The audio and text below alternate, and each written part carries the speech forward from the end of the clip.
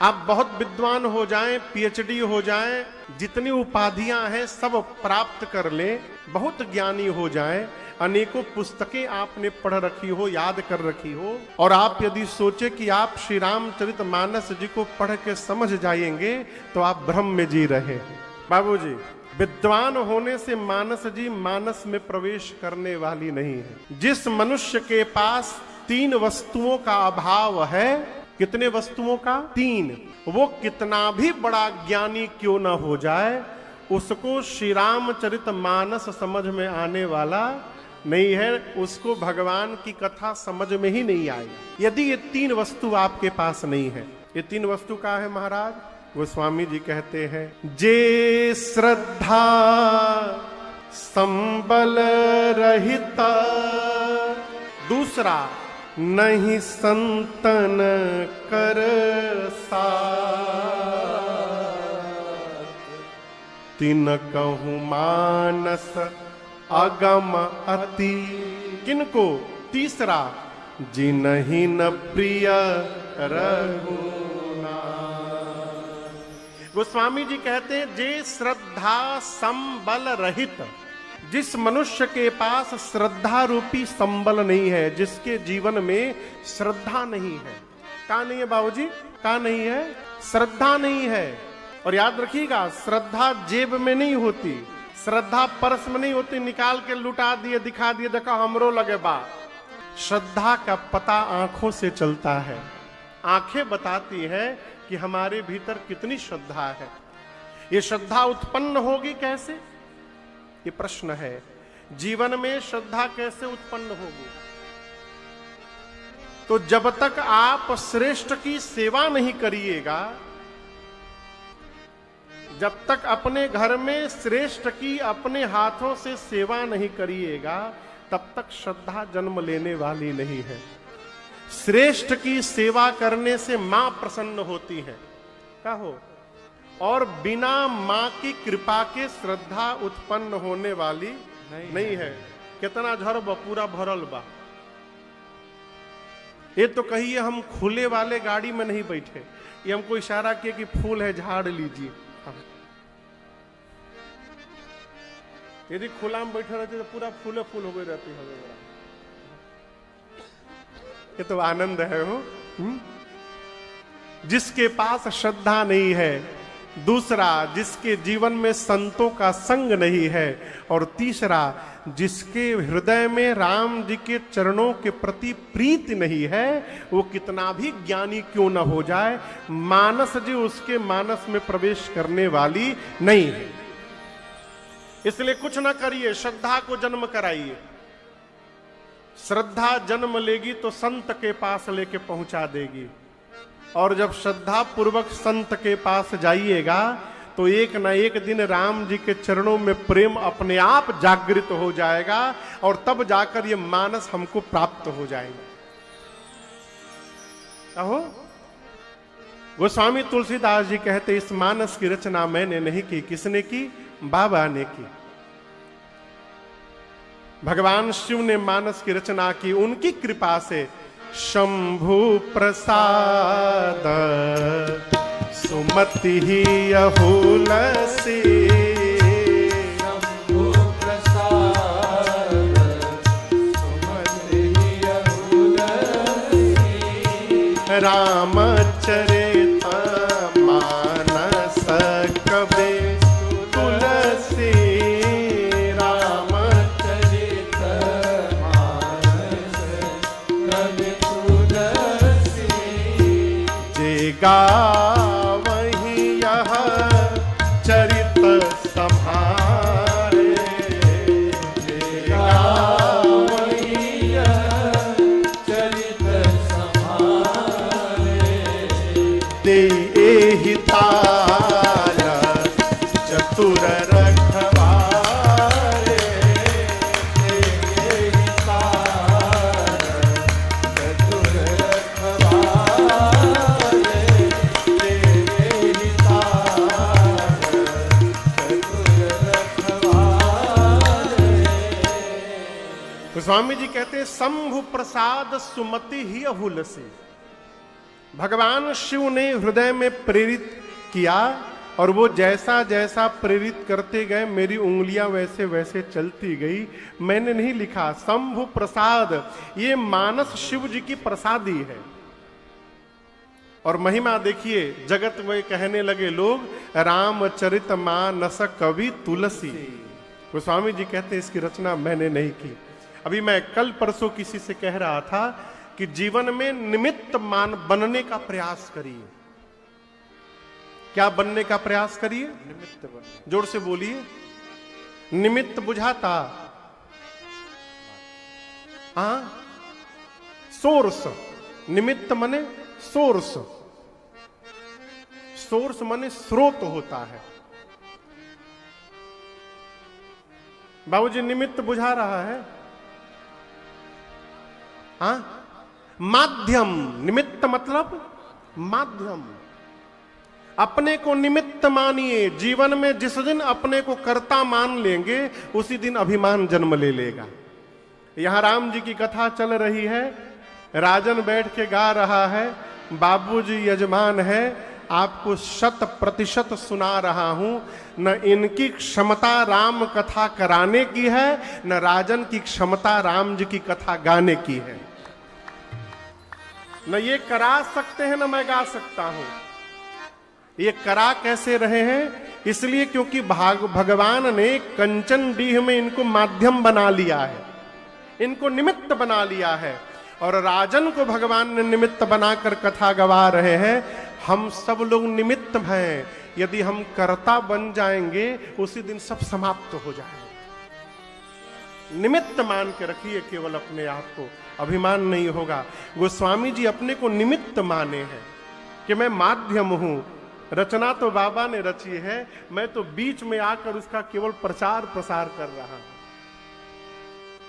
अब एक प्रश्न है कि राम जी की ही कथा क्यों सुनी जाए? देखिए, मैं वैसा बिल्कुल नहीं आपसे कहूंगा कि केवल राम जी की ही कथा सुनिए, और भी कथाओं को श्रवण करिए। हम क्यों नहीं गाते? क्योंकि आता ही नहीं है तो गाएंगे कहां से? भागवत जी का ज्ञान नहीं है, पुराणों का ज्ञान नहीं है, भक्तमाल का ज्ञान नहीं है। केवल मानस जी को पढ़ा हूं, और वो भी गोस्वामी जी ने अवधी भाषा में लिख दिया तो हम गा पा रहे हैं। लेकिन समय मिले तो अन्य कथाओं को भी आप सुनिएगा। परंतु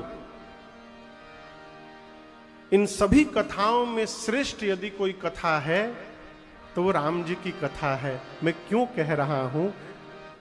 भागवत जी की कथा जब आप श्रवण करिएगा तो ऐसी मान्यता है कि मृत्यु का भय समाप्त हो जाता है।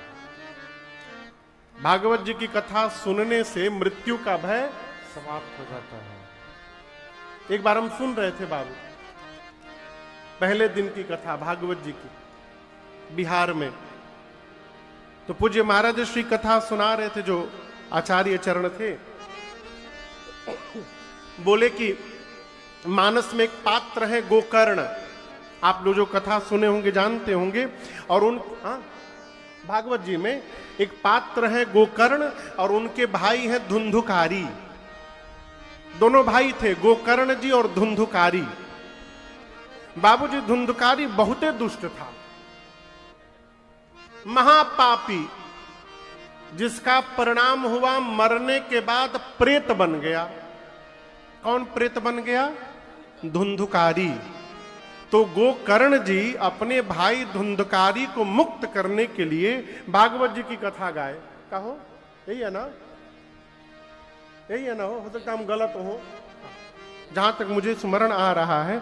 तो वो जो धुंधुकारी था वो प्रेत बनकर के वृक्ष पर बैठा था, और जैसे आप लोग बैठे वैसे गांव के लोग बैठे रहे। गोकर्ण जी पूरी भागवत जी की कथा सुनाए। भागवत जी की कथा पूरी जिस दिन भई, आकाश से एक विमान आया और उनके भाई धुंधुकारी को लेकर के विमान चला गया देवलोक। जो श्रोता सामने बैठे थे बोले ये विमान क्यों आया? गोकर्ण जी ने कहा कि मेरे भाई धुंधुकारी जो प्रेत बने थे, उन्होंने भागवत जी की कथा सुनी, और कथा सुनने के बाद उनकी मुक्ति हो गई। उनके लिए देवलोक से विमान आया, उनको लेके चला गया। गांव के लोग बोले सुने तो हम लोग भी थे, हम लोग के लिए तो विमान आया नहीं। गोकर्ण जी बोले हो सकता है बीच में आप लोग पानी पीने चले गए हो, थोड़ा देह सीधा करने चले गए हो, लेकिन धुंधुकारी कहीं गए नहीं। एक महात्मा कह रहे थे फिर से कथा भई, सभी लोग ध्यान से कथा सुने और कथा सुनने के बाद विमान आया और सबको लेके चला गया। मैं प्रश्न पूछ रहा हूं, आज यदि भागवत करने वाले आचार्य चरण कथा प्रारंभ करने के दिन सबसे पहले श्रोताओं से ये बोल दें कि यदि आप लोग निष्ठा पूर्वक 7 दिनों तक भागवत जी की कथा को श्रवण करिएगा तो मेरा पूर्ण विश्वास है 7वें दिन विमान आएगा और आपको पांडाल से लेकर देवलोक जाएगा। भगवाने जाने कितना लोग पंडाल में बैठी। यदि ये पता चल जाए,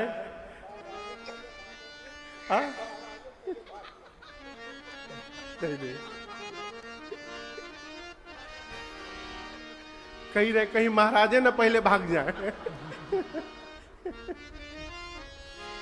मैं विनोद नहीं कर रहा हूं, मैं सत्य कह रहा हूं।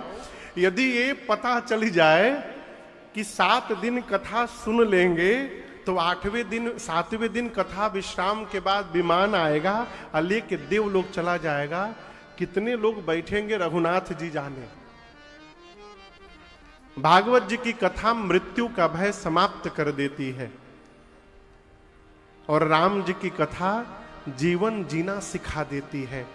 मेरा अपना मानना है माई बाप, यदि राम चरित्र श्रवण करके मनुष्य को जीवन जीने का ढंग आ गया तो उसके जीवन से मृत्यु का भय अपने आप समाप्त हो जाएगा, कुछ करना नहीं रह जाएगा। इसलिए जितना समय मिले जीवन का निष्कर्ष यही है, सभी लोगों के जीवन का, महाराज जी के भी जीवन का, जीवन का निष्कर्ष यही है, प्रभु प्रेम में लग जाना। इसलिए आओ सब मिल बैठो प्यारे, राम कथा सुन कर जाना। आओ सब मिल बैठो प्यारे, राम कथा सुन कर जाना। आओ सब मिल बैठो प्यारे, जीवन का निष्कर्ष यही है, जीवन का निष्कर्ष यही है, प्रभु प्रेम में लग जाना। आओ सब मिल बैठो प्यारे, राम कथा सुन कर जाना। आओ सब मिल बैठो प्यारे, राम कथा सुन कर जाना। आओ सब मिल बैठो प्यारे,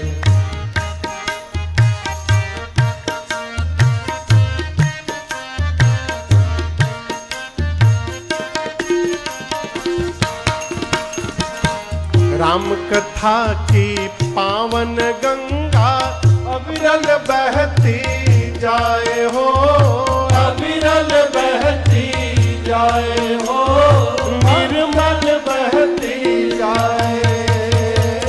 प्रेम भाव की शीतल लहरें भीतर तक लहराए हो, भीतर तक लहराए हो, भीतर तक लहराए।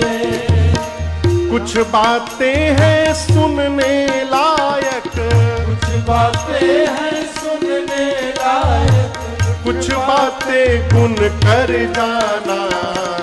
आओ सब मिल बैठो प्यारे, राम कथा सुन कर जाना। आओ सब मिल बैठो प्यारे, राम कथा सुन कर जाना। कुछ बातें हैं सुनने लायक, कुछ बातें हैं सुनने लायक, कुछ बातें गुन कर जाना। आओ सब मिल बैठो प्यारे, राम कथा सुन कर जाना। आओ सब मिल बैठो प्यारे।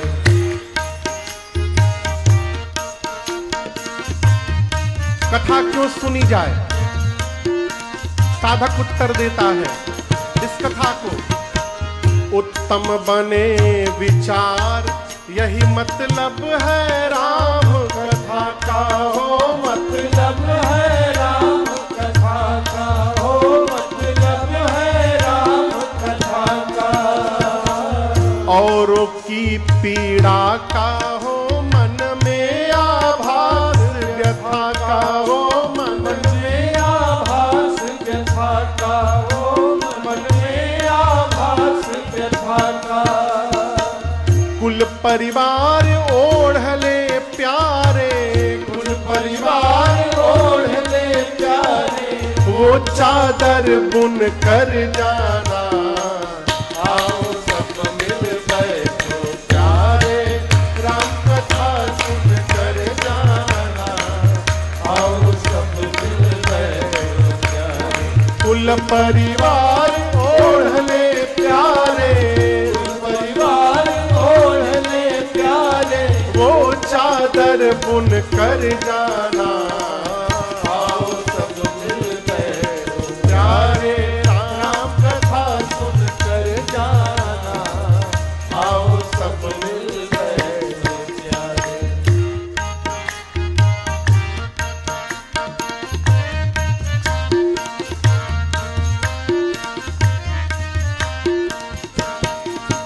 भगवान शिव के जटा से गंगा जी निकली हैं। कहां से निकली हैं?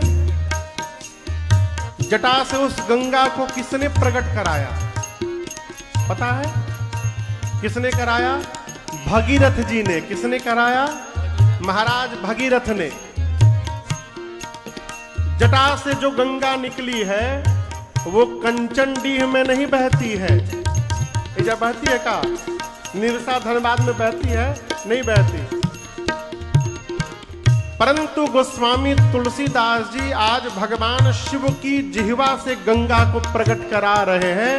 ये राम कथा गंगा है और ऐसी गंगा है जो धनबाद के निरसा कंचनडीह में भी आज से बह रही है। इसका नाम है राम कथा गंगा। साधक कहता है तुलसीदास भगीरथ बनकर तप जप किए अभंगा हो, तप जप किए अभंगा हो, तप जप किए अभंगा। तब जाकर मानस से निकली पाप नाशिनी गंगा हो, पाप नाशिनी गंगा हो, पाप नाशिनी गंगा। राम कथा गंगा में राजन, राम कथा गंगा में राजन, तिरते तिरते तर जाना। आओ सब मिल बैठो प्यारे, राम कथा सुन कर जाना। आओ सब मिल बैठो प्यारे। जीवन का निष्कर्ष यही है, जीवन का निष्कर्ष यही है, प्रभु प्रेम में लग जाना। आओ सब मिल बैठो प्यारे, राम कथा सुन कर जाना। आओ सब मिल बैठो प्यारे, राम कथा सुन कर जाना। आओ सब मिल बैठो प्यारे। आओ सब मिल बैठो प्यार, ये राम कथा सुन कर जाना। आओ सब मिल बैठो प्यार। कथा क्यों सुननी है? उसका हेतु क्या है? उत्तम बने विचार, यही मतलब है राम कथा का। कथा सुनने के बाद यदि हमारे विचार में परिवर्तन नहीं हुआ, हमारा विचार श्रेष्ठ नहीं हुआ, तो कथा सुनने का कोई मतलब नहीं है। ये तो सभी जानता कि दशरथ जी के लड़का राम जी हुए, भरत जी हुए, लक्ष्मण जी, शत्रुघ्न जी हुए। राम जी को वनवास भेजा गया, 14 साल के लिए वन चले। के निखे जानते में? आप में से कौन नहीं जान रहा? कथा सुनकर विचार श्रेष्ठ हो जाए। कैसे माने कि महाराज हमारा विचार श्रेष्ठ हो गया है? औरों की पीड़ा का हो मन में आभास यथा। दूसरे की पीड़ा को यदि हम अनुभव नहीं कर पा रहे हैं, हम मनुष्य कहलाने के अधिकारी नहीं हैं। यदि हमारे मन में हम दूसरे की व्यथा को देख करके दुखी हो रहे हैं, तो हमारा विचार श्रेष्ठत्व को वर्ण कर रहा है। ये कथा का फल है। आप राम जी का चरित्र दर्शन करिए ना। शंकर जी कहते हैं, गीधा अधमा खग आमिष भोगी। गिद्ध, गिद्ध यानी जटायु जी महाराज। आमिष समझते हैं? आमिष बंगाल में रहते, बंगाल बगल में है। दो शब्द है, आमिष और निरामिष। समझते हैं? आमिष मतलब बाबूजी मांस। आमिष भोजन यानी मांसाहारी भोजन। निरामिष भोजन यानी बिना मांस का सात्विक भोजन। जटायु जी महाराज क्या खाते थे? मांस खाते थे। मानस में शंकर जी कहते हैं गीध। कौन गीध? अधम जो है, खग है, आमिष भोगी है। एक मांस खाने वाले पक्षी को भी भगवान राम ने गति दीन ही जो जाचत जो गति, जो सदगति मुनि लोग, योगी लोग भगवान से जन्म जन्मांतर मांगते रहते हैं, उस गति को भगवान ने एक मांस खाने वाले पक्षी को दिया, जटायु जी महाराज को। क्यों? पीड़ा का अनुभव करके। जटायु जी ने मेरी मां सीता के पीड़ा का हरण किया, अनुभव किया। और आप दर्शन करिए, ये गौरव का विषय है। हम उस देश में रहते हैं जहां मां जानकी की मर्यादा की रक्षा करने के लिए एक पक्षी ने अपने प्राण की आहुति दे डाली, और वो देश है भारतवर्ष।